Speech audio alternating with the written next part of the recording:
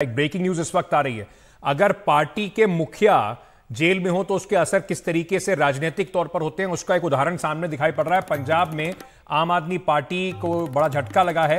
एक लौते लोकसभा सांसद पंजाब से जो बायपोल में जीत कर आए थे, सुशील कुमार रिंकू भारतीय जनता पार्टी में शामिल हो रहे हैं। जालंधर से ये आम आदमी पार्टी के सांसद हैं। सुशील कुमार रिंकू ने अब बीजेपी का दामन थाम लिया है। झाड़ू छोड़कर अब वो बीजेपी की तरफ चले गए हैं। शरद हमारे साथ बने हुए हैं। विकास भदौरिया हमारे एडिटर नेशनल अफेयर्स भी इस वक्त हमारे साथ जुड़ रहे हैं। विकास, सबसे पहले आपसे पूछना चाहेंगे, जब से बीजेपी ने ऐलान किया है कि पंजाब में अकेले चुनाव लड़ेंगे, 13 सीटों के लिए लगता है कि ऑपोजिशन के नेताओं की लाइन लग गई है। कल बिट्टू, आज रिंकू। जी हाँ, बिल्कुल। और ये जो ज्वाइनिंग है, ये बहुत बड़ा कैच है बीजेपी के लिए, क्योंकि आम आदमी पार्टी से पहली बार कोई हो रहा है कि इतना बड़ा नेता बीजेपी की तरफ आ रहा है, बीजेपी में शामिल हो रहा है, और वो भी सांसद। और ऐसे सांसद जो कि आम आदमी पार्टी के मुद्दों को लेकर संसद से लेकर सड़क तक काफी मुखर रहा करते थे। आपको याद होगा 2 सत्र पहले जब आम आदमी पार्टी के नेता तमाम मुद्दों को लेकर सदन में हंगामा कर रहे थे, सांसद हंगामा कर रहे थे, तो सुशील कुमार रिंकू को न केवल सस्पेंड किया गया था बल्कि पूरे सत्र के लिए निलंबित कर दिया गया था। अब वही सुशील कुमार रिंकू बीजेपी में शामिल हो रहे हैं। जालंधर सीट से अब वो बीजेपी के उम्मीदवार के तौर पर चुनाव भी लड़ेंगे। इस बात का भी ऐलान 1-2 दिन में हो जाएगा।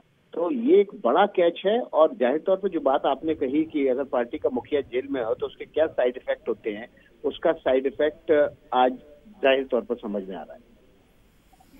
बिल्कुल विकास, बहुत बहुत शुक्रिया। शरद, आम आदमी पार्टी अब से पहले कई बार ये बात कहती थी हमेशा कि देखिए, हमारे जो लोग हैं वो इतनी आसानी से बिकने वाले लोग नहीं हैं या इतनी आसानी से पलटने वाले लोग नहीं हैं। अरविंद केजरीवाल के अंदर जाते ही सुशील कुमार रिंकू, जो उनके एकमात्र लोकसभा सांसद हैं, उनका इस तरीके से अब बीजेपी में जाना परसेप्शन के तौर पर एक बड़ा झटका जरूर होगा। बिल्कुल बड़ा झटका तो है ही ये, क्योंकि इकलौते लोकसभा सांसद हैं। और अगर कहीं और की बात होती तो समझा जा सकता था, लेकिन ये पंजाब की बात है। पंजाब जहाँ की माना जाता है कि बीजेपी का उस तरह का जनाधार नहीं है या उस तरह का माहौल नहीं है जैसा बाकी उत्तर भारत में या हिंदी पट्टी में देखा जाता है।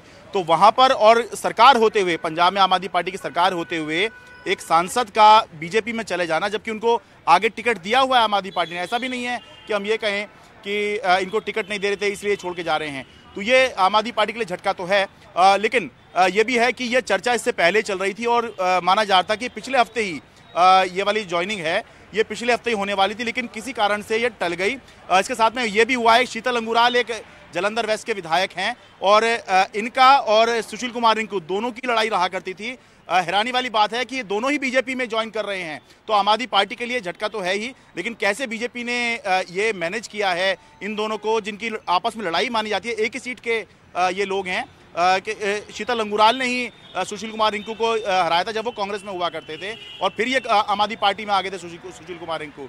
तो ये कैसे किया है, ये बड़ी बात है। लेकिन आम आदमी पार्टी ने अभी कुछ देर पहले प्रेस कॉन्फ्रेंस भी की है और वो ये आरोप लगा रहे हैं कि बीजेपी ने आम आदमी पार्टी के विधायकों को खरीदने के लिए 20 से 25 करोड़ रुपए ऑफर किए हैं। और इस बार आम आदमी पार्टी के जो विधायक हैं जिन्होंने प्रेस कॉन्फ्रेंस करी है, उन्होंने नाम, नंबर और समय भी बताया है कि किस समय उनको अप्रोच किया गया है। तो ये सब अब आने वाले दिनों में खूब देखने को मिल सकता है, क्योंकि चुनाव चल रहे हैं। और एक अहम बात ये भी है कि साल भर भी नहीं हुआ जब सुशील कुमार रिंकू कांग्रेस में हुआ करते थे, वो आम आदमी पार्टी में आए, आज वो बीजेपी में चले गए हैं। तो जहां जिसको रास्ता ठीक लगता है वो वहां चले जाता है।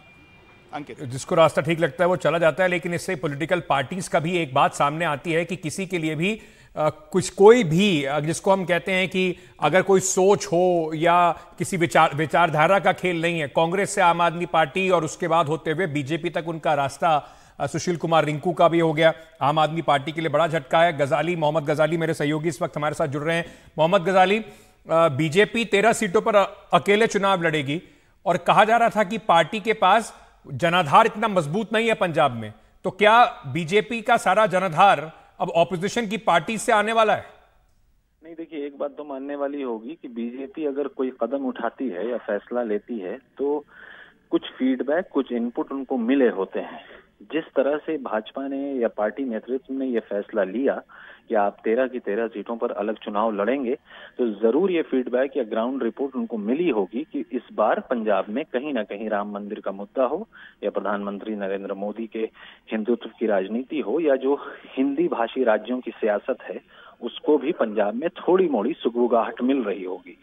जहां तक दूसरे नेताओं को लेने की बात है, चुनाव से पहले कल जब ये 13 सीटों पर अकेले लड़ने का इन्होंने घोषणा की कि अकेले लड़ेंगे, उसके बाद से हम लोगों को ये जानकारी मिल रही थी कि अलग अलग पार्टियों से ये नेता आएंगे। कल जो है इसकी शुरुआत अपने रवनीत बिट्टू ने की, उनको देखा देखी उनके साथ अब सुशील रिंकू भी पहुंच गए और शीतल अनुग्राल भी पहुंच गए, और अभी ये सिलसिला शायद न थमे और भी बहुत नामवर नेता या जाने माने नेता जो कांग्रेस और आम आदमी पार्टी के हैं वो भाजपा में जा सकते हैं। एक दिलचस्प बात ये भी है कि अरविंद केजरीवाल की गिरफ्तारी के बाद भगवंत मान ने एक मीटिंग की थी यहाँ पर सभी विधायकों की, और सबको हिदायत भी दी थी, एक सजेशन भी होता है, और एक तरह से ये सबके साथ शेयर भी किया था कि भाजपा आपको तोड़ने की कोशिश करेगी, तो डरना नहीं है और बिकना नहीं है और इकट्ठे रहना है। लेकिन इस पूरी मीटिंग के 2-3 दिन बाद ही जो है कारवां लगता है जैसा टूटता सा जा रहा है, क्योंकि पहले एक सांसद और साथ में एक विधायक दोनों ही भाजपा में जा चुके हैं।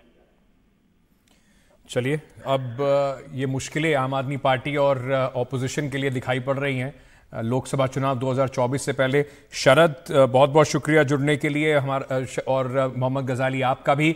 आगे बढ़ने से पहले सुशील कुमार रिंकू की ज्वाइनिंग के बाद, क्योंकि कल ही आपको दिखाई पड़ रहे थे विनोद तावड़े जो भारतीय जनता पार्टी के नेता हैं, उन्होंने ही ज्वाइनिंग कराई थी बिट्टू की, और अब रिंकू की ज्वाइनिंग में उन्होंने क्या कहा ये भी जरा आपको सुनवा देते हैं।